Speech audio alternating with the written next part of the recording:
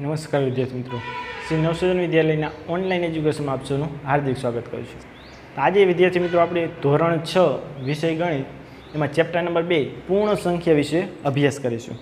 તો પૂર્ણ સંખ્યાઓમાં આપણે જોયું હતું સ્વાધ્યાય નંબર 2.1. તેમાં દાખલા તમને ચોથો ને પાંચમો અને છઠ્ઠો દાખલો તમને હોમવર્કમાં આપ્યો, જે મોટાભાગે બધાને થઈ ગયું છે. જે એક સંખ્યા પ્લસ કરવાની હતી અને એક માઇનસ કરવાની હતી. તો આપણે દાખલા નંબર 4 વચ્ચે એક હતો બાકી, દાખલા નંબર 4 જોશું આપણે. દાખલા નંબર 4 આપણને શું કહે તો સંખ્યાઓ 32 અને 53 વચ્ચે આવતી પૂર્ણ સંખ્યા કેટલી છે તે જણાવો.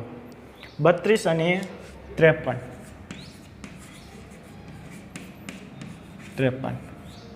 ચાલો 32 ને 53 વચ્ચે કેટલી પૂર્ણ સંખ્યા આવે એટલું આપણે કહેવાનું.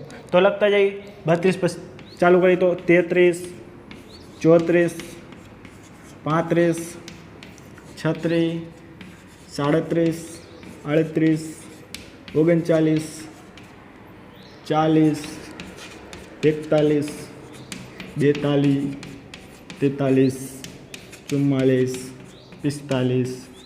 43, 44, 45, 46, 47, 48, 49, 50, 51, 52, 53 નહીં, ક્યાં સુધી એની વચ્ચેની કીધી? 32 ને 53ની વચ્ચે. તો આટલી સંખ્યા તો આપણે ગણી લઈએ 1, 2, 3, 4, 5, 6, 7, 8, 9, 10, 11, 12, 13, 14, 15, 16, 17, 18, 19, 20. કેટલી સંખ્યાઓ આવે? તો 32 અને 53 વચ્ચે 20 પૂર્ણ સંખ્યાઓ આવે છે. આપણે ગણીને મેળવ્યું. કદાચ આપણને એમને મેળવવું હોય તો આ તો જાજુ લાંબુ હોય, કદાચ આનાથી મોટી સંખ્યા આપી હોય તો શું કરવાનું? તો બંને વચ્ચેની સંખ્યા 32 અને 53 વચ્ચેની સંખ્યા બરાબર. તો શું કરવાનું?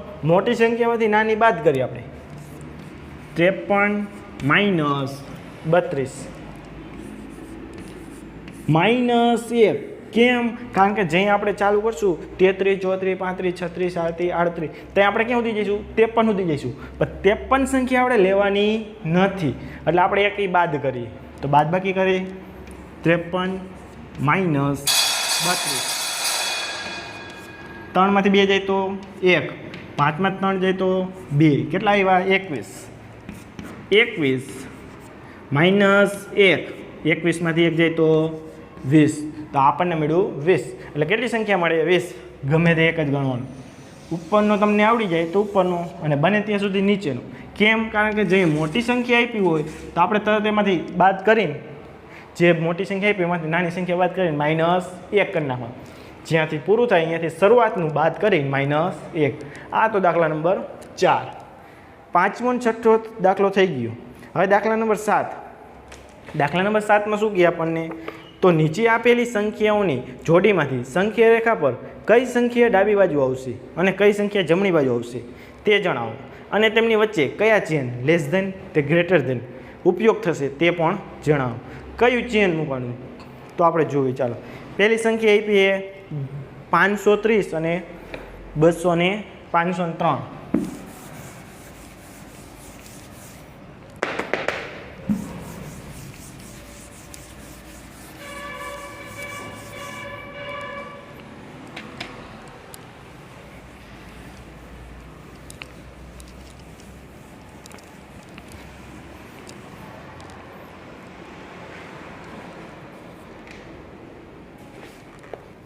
દાખલા નંબર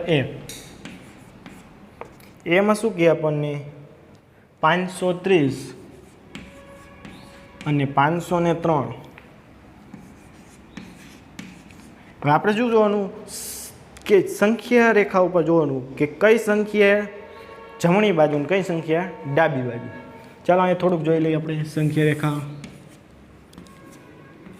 0, 1, 2, 3, 4, 5 પ્લસ સંખ્યા બાજુ માઇનસ આવે જો -1, -2, -3.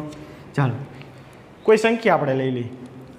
एक है, एक संख्या रही एक 3 कई बाजू है तो 3 आ कई बाजू थे जमणी बाजू पर एक कई बाजू है डाबी बाजू है एक रह्यो 3 डाबी बाजुए छे कदाच कोई बीजी संख्या આપણે લઈ લઈએ ચાલો -1 એ 5 કઈ બાજુ है तो 5 કઈ બાજુ है डाबी बाजू है कदाच एम कहीए 5 रही -1 कई बाजू तो -1 जमणी बाजू आ बाजू होय तो जमणी बाजू आ बाजू होय तो डाबी बाजू एटलुं याद राखो अने हवे आपणे जोशुं ग्रेटर देन ने लेस देन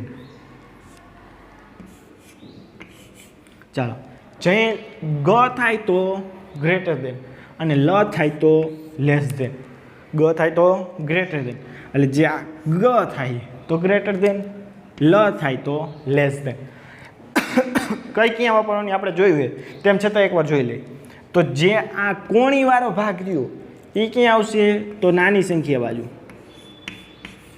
જે બાજુ નાની સંખ્યા હોય એ બાજુ કોણીવાળો હોય અને જે બાજુ બે પાંખિયાવાળો ભાગ છે એ મોટી સંખ્યા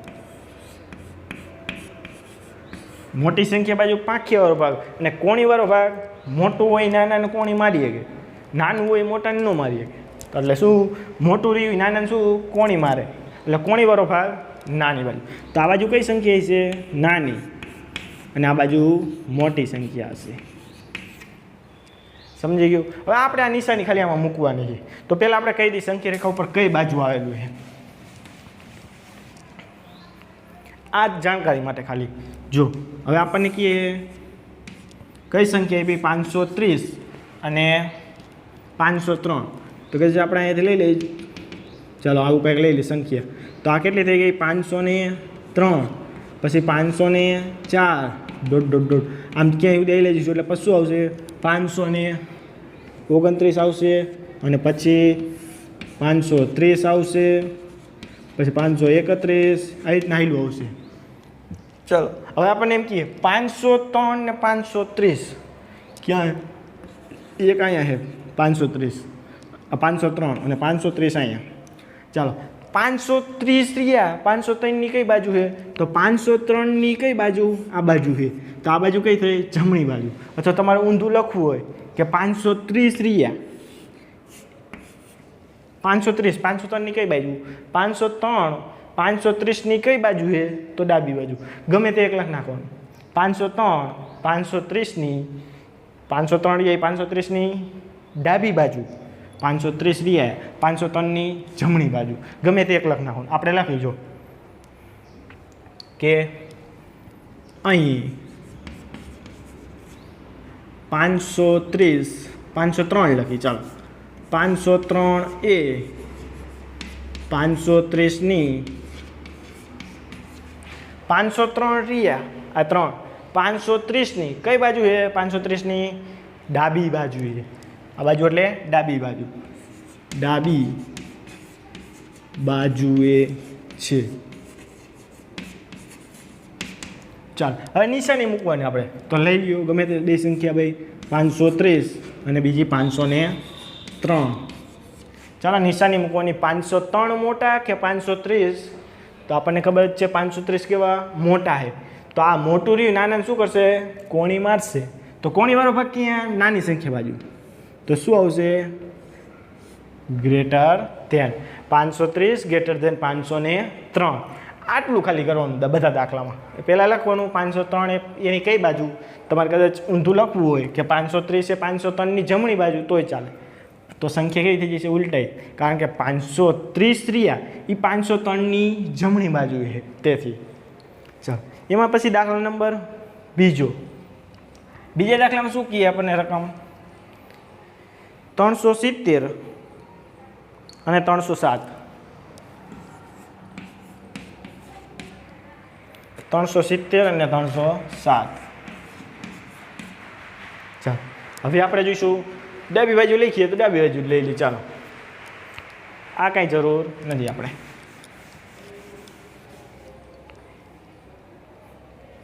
આ સંખ્યા રેખા ઉપર આપણે કહી દઈએ 5 આ સંખ્યા પૂછ નાખી ને વળી પાછા 503 ને 530 લઈ લઈશું. ચાલો કઈ સંખ્યા આપી? 370 ને 7 0 306 પછી 307 309 હવે કઈ આવશે? તો આપણે 70 જાય 369 370 371 આ સંખ્યા આવશે. ચાલો 370 ની કઈ બાજુ છે? 370 એ 307 ની કઈ બાજુ? તો આપણે પહેલાં લખીએ, મોટી સંખ્યા પહેલાં લખ નાખીએ કે 370 એ 370 રહ્યા 370 307 ની જમણી બાજુ, 370 ની જમણી બાજુ. 307 રહ્યા એ 370 ની ડાબી બાજુ, 370 રહ્યા એ આની જમણી બાજુ આવેલા અને 307 રહ્યા એ આની ડાબી બાજુ આવેલા. 307 એ 370 ની ડાબી બાજુએ આવેલા. 307 370 ની ડાબી બાજુએ આવેલા. અહીં 307 એ 307 એ 370 ની 307 એ 370 ની ડાબી બાજુએ મારી બાજુ આવેલા, ડાબી બાજુ આવેલા. હવે સંખ્યા મૂકી દો કઈ? 370 ને 307. મોટી કઈ સંખ્યા? 370. તો નાની શું કરશે? કોણી મારશે. કોણી વાળો ભાગ ક્યાં આવશે? નાની સંખ્યા બાજુ. એટલે આ શું થયું? Greater than, less than, greater than. ચાલો લેસ ધેન લખવું હોય કેવી રીતના લખશો તમે? ચાલો લેસ ધેન લખવું હોય તો નાની સંખ્યા બાજુ લઈ લ્યો 307 ને 370. ચાલો આમાં મોટી સંખ્યા કઈ થઈ? તો આ બાજુની થઈ. તો આ રહી શું કરશે? આને કોણી મારશે? 370 ગ્રેટર ધેન 307, 307 લેસ ધેન 370. ગમે તે આ બેમાંથી લખી શકો, બે એક જ છે. ચાલો હવે એના પછી દાખલા નંબર સી અને ડી આપ્યું. તો દાખલા નંબર સી અને ડી તમારે હોમવર્કમાં જે થઈ જાય એવા આની જેમ જ છે. કઈ સંખ્યા કે એની ડાબી બાજુ એ તમારે લઈ લેવાનું, જમણી બાજુ લખો જમણી બાજુ તમે લખી શકો. પછી દાખલા નંબર 8 આપ્યો આપણને. આ તો દાખલા નંબર 7. એ અને બી મેં તમને ગણી દીધો. હવે તમારે સી અને ડી હોમવર્કમાં આની જેમ જ લેવાનું. કઈ સંખ્યા કે એની ડાબી બાજુ અને જમણી બાજુ એ લખવાનું અને કઈ સંખ્યા કે એના કરતાં મોટી છે તે લખવાનું. એના પછી દાખલા નંબર 8. ચલો એનામાં શું કહે આપણને? ખરું છે કે ખોટું તે જણાવો.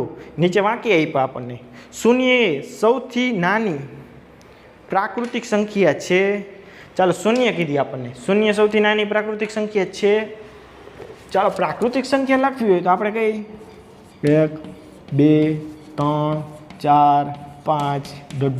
આ શું છે આપણી પૂર્ણ પ્રાકૃતિક સંખ્યા? તો પ્રાકૃતિક સંખ્યામાં સૌથી નાની પ્રાકૃતિક સંખ્યા કઈ છે? 1 સૌથી નાની પ્રાકૃતિક સંખ્યા છે. તો આપેલું વિધાન સાચું છે ખોટું? તો આપણે કહી શકીએ વિધાન કેવું છે? ખોટું. કારણ કે પ્રાકૃતિક સંખ્યામાં સૌથી નાનામાં નાની પ્રાકૃતિક સંખ્યા કઈ છે? 1. કારણ કે પ્રાકૃતિક સંખ્યાની શરૂઆત પણ 1 થી થાય. 400 એ સંખ્યા 399 પહેલાં આવતી સંખ્યા છે. 499 ના પહેલાંની 400 કીધી આપણને. 400 એ કેના પહેલાંની? 399 પહેલાંની. એટલે શું? -1 કરો. 9 માંથી 1 જાય તો 8, 9 ને 3 નહીં. તો આપેલ વિધાન કેવું છે? ખોટું. કારણ કે 399 પહેલાંની સંખ્યા કઈ છે? 398 છે. જે 400 રહી એ 399 પછીની તરતની સંખ્યા છે. પછી દાખલાનો સી આપ્યો 8માનો. શૂન્ય સૌથી નાની પૂર્ણ સંખ્યા છે. તો પૂર્ણ સંખ્યાની કઈ એ 0 1 2 3 ...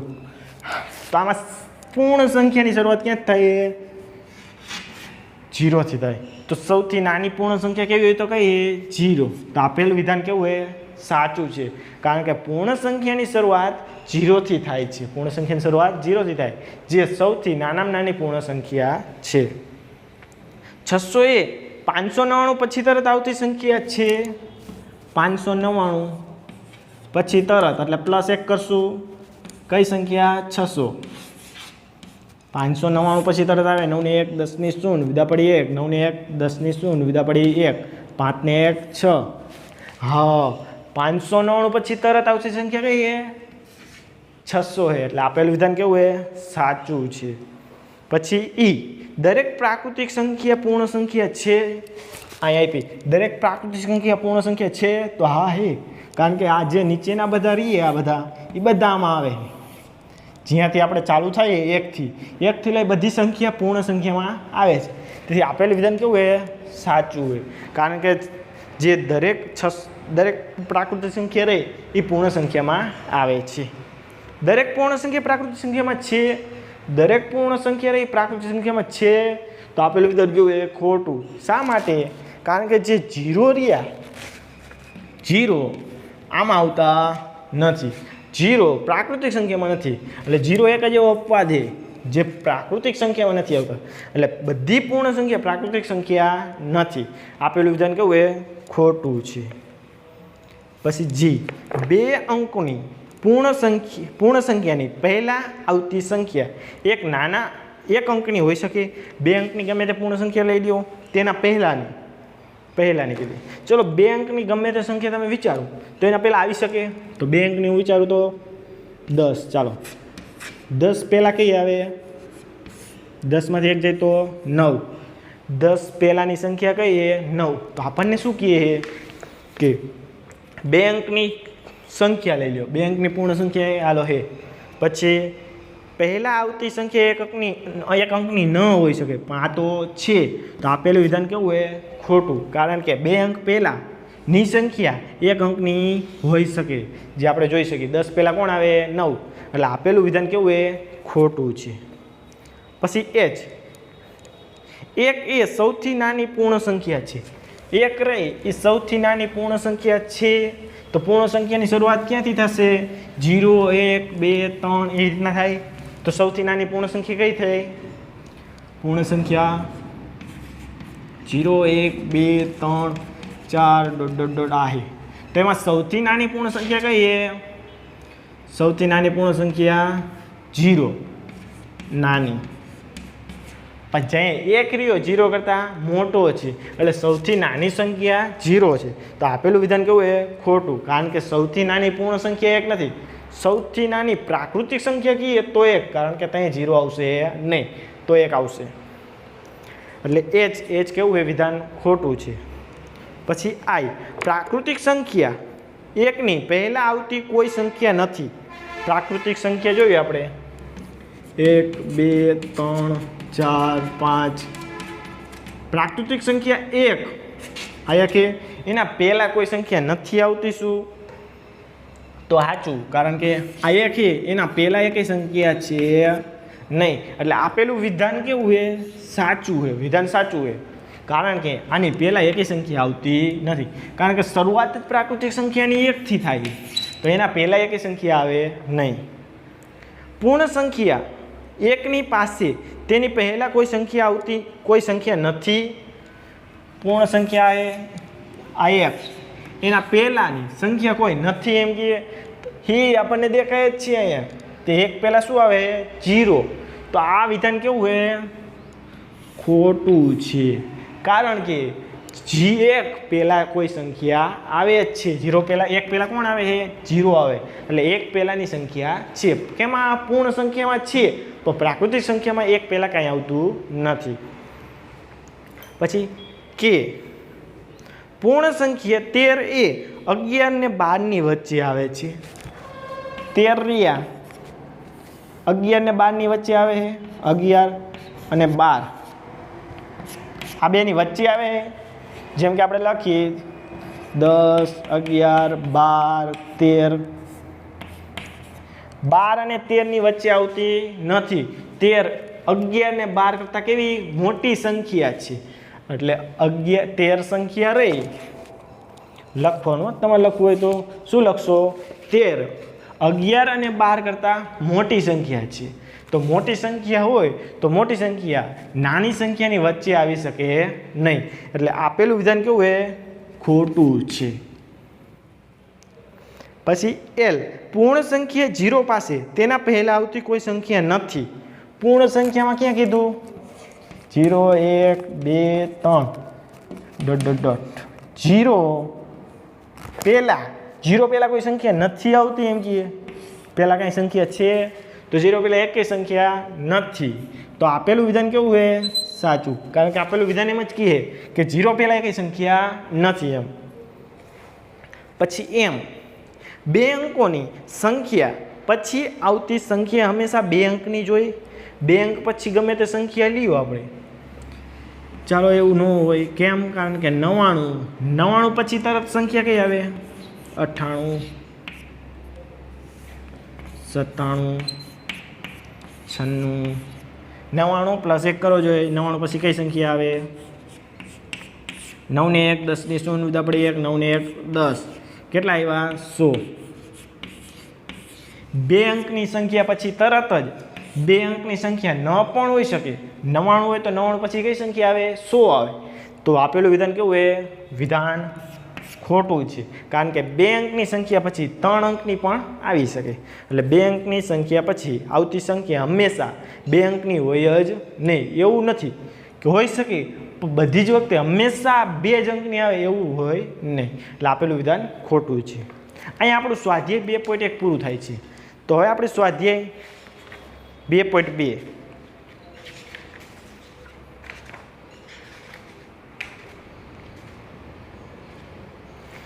સ્વાધ્યાય 2.2 માં શું કરવાનું? એ પૂર્ણ સંખ્યાઓ આપણને આપી, સંખ્યાઓનો સરવાળો કરવાનો, યોગ્ય રીતે ગોઠવો અને સરવાળો કરો.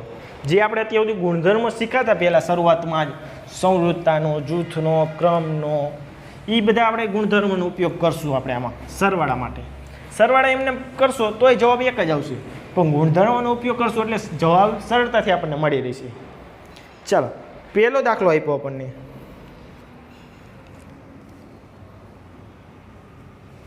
દાખલા નંબર 1.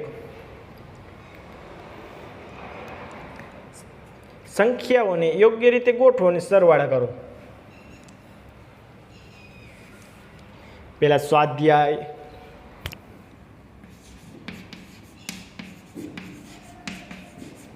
2.2. ચાલો, એમાં પહેલું એ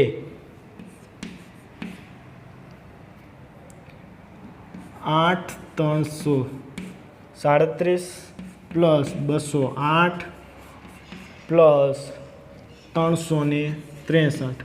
ચાલો, આવી રીતના આપ્યું. આપણે આનો સરવાળો કરવાનો. સરવાળો એમને તમે કરશો તોય આવશે, પણ યોગ્ય રીતે આને ગોઠવો એમ કહીએ આપણને. કેવી રીતના ગોઠવશું આપણે આને? જો 2 સંખ્યા બાજુમાં કોઈ લખી. ચાલો, એક આ સંખ્યા અને આ સંખ્યા બાજુમાં લખવું. ક્રમ બદલાઈ શકે, ક્રમનો ગુણધર્મ વાપરવું. ચાલો, 8 7 3 પ્લસ ક્રમ બદલાવવું 3 6 3 પ્લસ 208. ચાલો, હવે જૂથ પાડવું. કેવી રીતના જૂથ? તો પહેલાં બેનો હું સરવાળો કરું. પહેલી 2 સંખ્યાનો, આ 2 સંખ્યાના જૂથ પાડું, ઓલાને અલગ રાખું. જૂથનો ગુણધર્મ વાપરીએ ગઈ. ચાલો, સરવાળો કરીએ તો શું આવશે? 8 3 7 પ્લસ 3 6 3, 7 ને 3 10, 10 ની શૂન્ય વિધા પડી 1, 6 ને 3 9, 9 ને 1 10 ની શૂન્ય વિધા પડી 1, 8 ને 3 8, 9 10 11, 11 ને 1 12. કેટલા જવાબ? 1200. જવાબ આવે 1200 પ્લસ 208, 208. ચાલો, સરવાળો કરીએ આપણે. 1200 પ્લસ 208, 0 ને 8 8, 0 2 ને 2 4 અને 1. જવાબ કેટલો આવ્યો? 1408.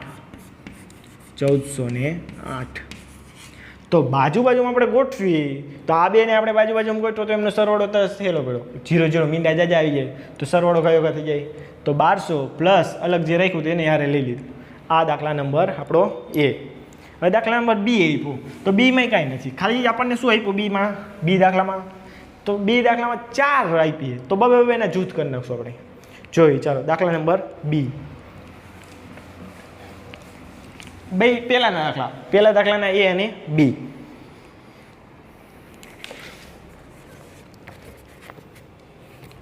બી શું આપે આપણને? 1900 62 પ્લસ 453 પ્લસ 1538 પ્લસ 647. ચાલો આનો સરવાળો કરવાનો. તો આપણે પહેલાં સૌપ્રથમ શું કરશું કે બે ના જૂથ પાડી નાખી. તો 4 અંકની લઈ લઈને 2 3 અંકની લઈ લઈ. ચાલો બાજુ કરી આ સંખ્યા અને આ સંખ્યા બાજુ લખું અને ઓલી બેને બાજુ 1962 પ્લસ આ સંખ્યા લખું પહેલાં, ક્રમ બદલાવું ખાલી અને જૂથ પાડવું, પ્લસ 453 પ્લસ ચાલો બે ના જૂથ પાડ્યા, 3 અંકની અને 2 અંકની લઈ લીધી સંખ્યા, આ 2 અને આ 2. ચલો બેનો અલગ અલગ સરવાળો કરી નાખીએ આપણે. કઈ સંખ્યા એ 1962 પ્લસ 1538. ચાલો સરવાળો 8 ને 2 10, 10 ની 0 વિદા પડી 1, 3 ને 6 9, 9 ને 1 10 0 1, 9 ને 1 10, 10 ને 5 15, 15 નો 5 વિદા પડી 1, 1 2 ને 3 કેટલો જવાબ આવ્યો 3500. 3500 પ્લસ આવે સંખ્યા 453 પ્લસ